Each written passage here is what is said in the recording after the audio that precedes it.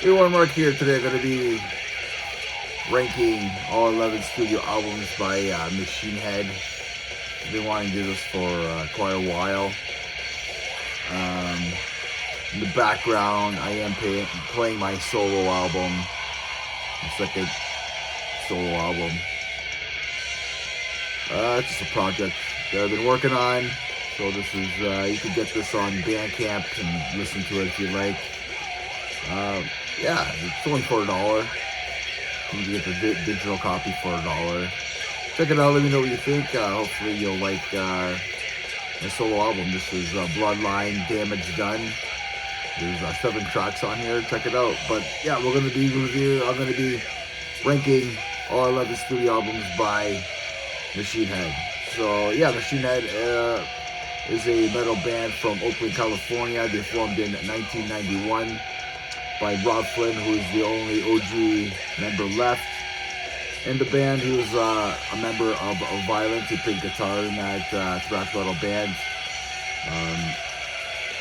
They have, again, like I said, they have 11 studio albums.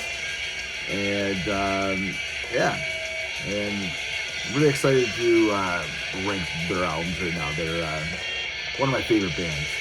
I'm going to say that. So number 11. I had their 9th studio album. This was released on January 26, 2018.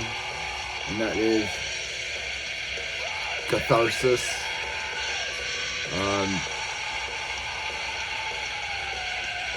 Yeah, like, I gave this album a 6 out of 10. I think there's some fun parts on this, some fun...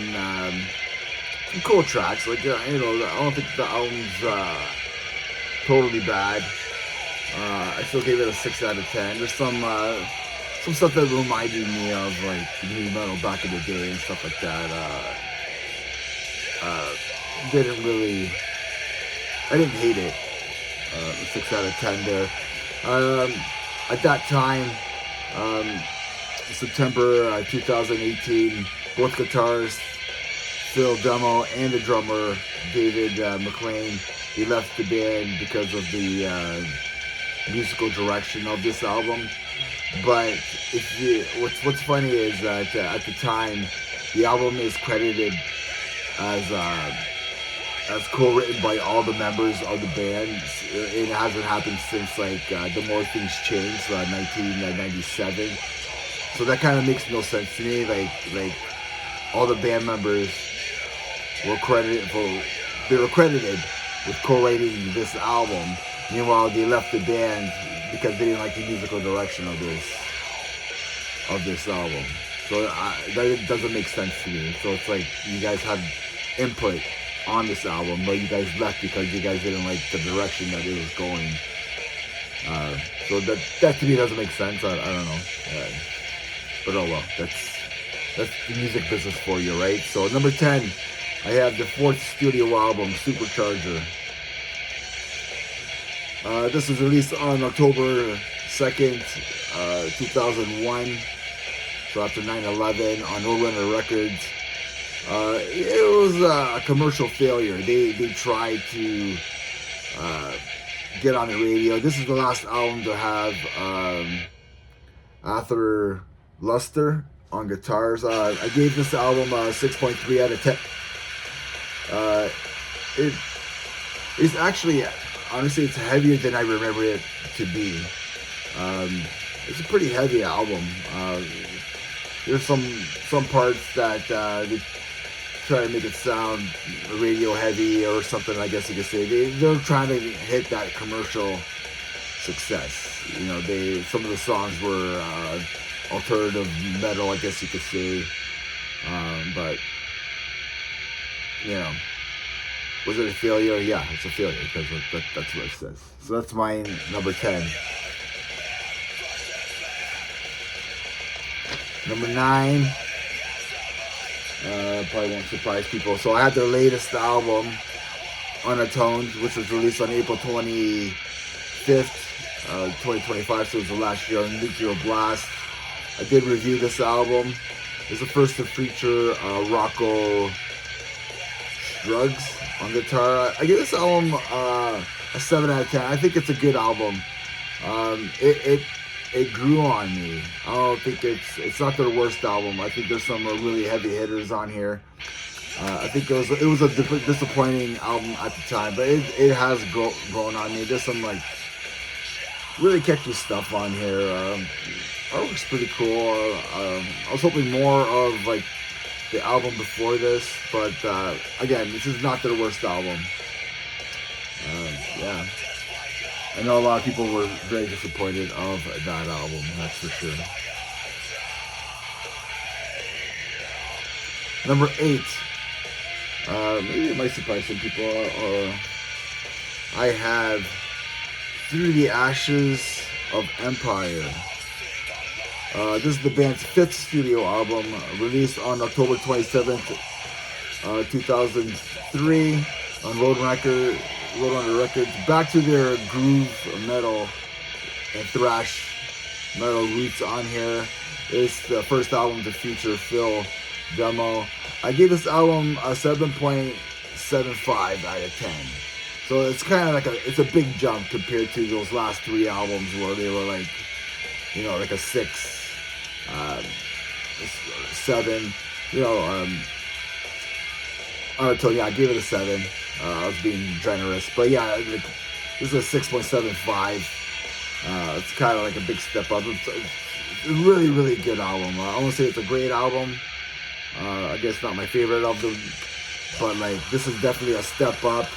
Like Imperium, the first track on here is just phenomenal. Like that's probably, I don't know if it could be their best written song, like heavy wise.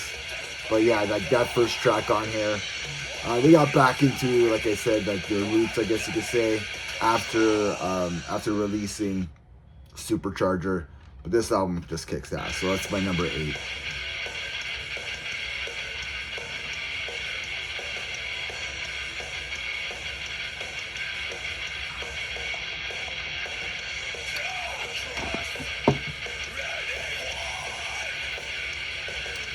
Number 7, I have Bloodstone and Diamonds, the band's 8th studio album, released on November 4th, 2014 on Nuclear Blast. First album to feature the bassist, current bassist Jared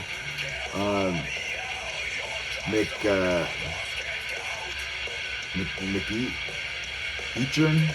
I don't know. Jared is the bass player's name. Yeah, man, this album grew on me more and more. I didn't care for it, but I think this is a great album, an 8 out of 10. It's a very, I don't know, do I want to use the word mature? This album really grew on me. There's some really kick-ass tracks on here. Yeah, it's very different. I don't know, there's something about this album that, like, it just grows on you. So that's my number 7, Bloodstone and Diamonds. Number 6, I have The Burning Red. Maybe some people will think this would go higher. This is the band's 3rd full-length album. It's the band's 2nd best-selling album, released on August 9th, 1999 on Roadrunner Records. Produced by Ross Robinson. You know, this has a lot of new metal influences on here. Yeah, I honestly love this album. I still enjoy it to this day. Very 1999. That's what I have to say about this album. It's very 1999. Very brings me back to that time, to that era. So yeah, that's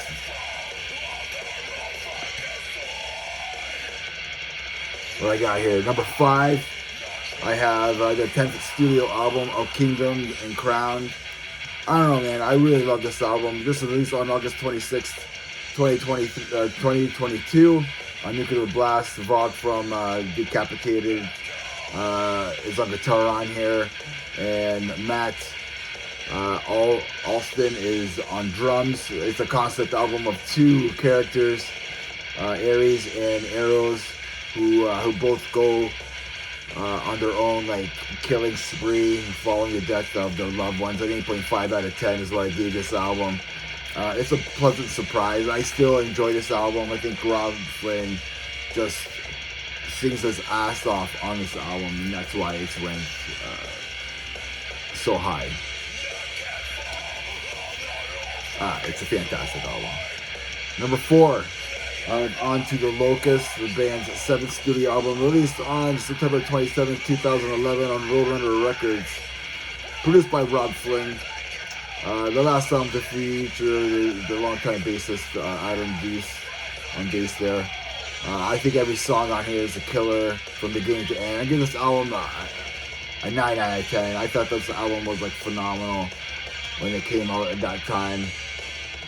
Just the songwriting, Rob Flynn's songwriting on here is just fantastic.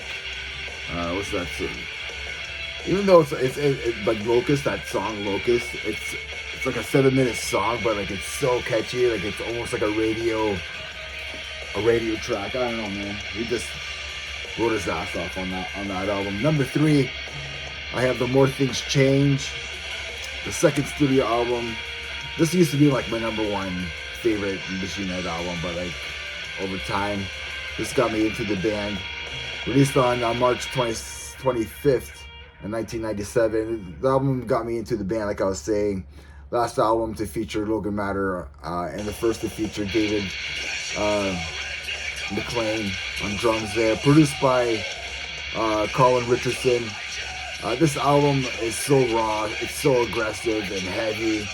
Like, man, this is a song like a 10-ton hammer. Take My Scars, man. Like, Bay of Pigs is just phenomenal. This whole blistering, this album just kicks ass. I love it. Something happened to like Rob Flynn has said that he doesn't like the production of this album, but like I think it's so raw and different, less polished. That something happened to their master copy, and then they were in a rush. I remember reading about this a few years ago, and then they were in a rush, and then they got a different master copy of it. Like they left the master copy like in the sun or something, and it got destroyed. So then I'm gonna tell them a 9.5 out of 10, man. It got me into the band. It got me more into like heavier stuff. So yeah. Number 3, I got The More Things Change, and then number 2, I think everybody knows what number 1 is, but this is my number 2. And that's The Blackening, the 6th studio album, released on March 27th, 2007 on Roadrunner Records, produced by Rob Flynn. This album kicks ass from start to finish. Has everything on here. It has thrash, it has groove, it has progressive metal on here, it has like a little bit of heavy metal on here as well. It's a long album. It's a bit over an hour, but it doesn't feel long. This is a masterpiece, I think. A 10 out of 10 album. Every song on here kicks ass. So yeah, so that's the CD. I do have this on vinyl as well.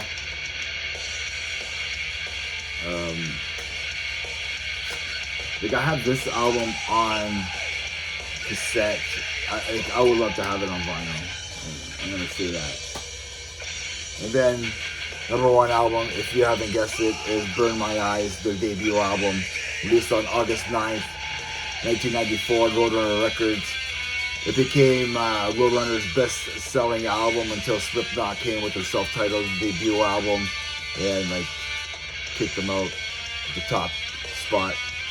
This is the only album to feature the drummer Chris Contus, produced by Connor Richardson. So it's a masterpiece. So everybody tries their best to like. The guitar tone is just a revolutionary album because the guitar tone is so heavy that everybody and their grandmother tries to copy that guitar tone, and like it was just the only at that time band or whatever producer, I guess you could say, to catch that guitar tone. It's so heavy, so different at the time, and yeah, man, like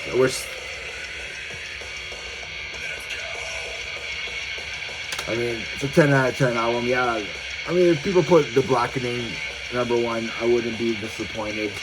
So that's my album rating for Machine Head. I hope you're a Machine Head fan. Let me know what you think. How's this sound? Is this heavy? Is this something that you guys would like? So this is playing in the background again is my solo project, Bloodline, Damage Done. Pretty heavy, aggressive stuff.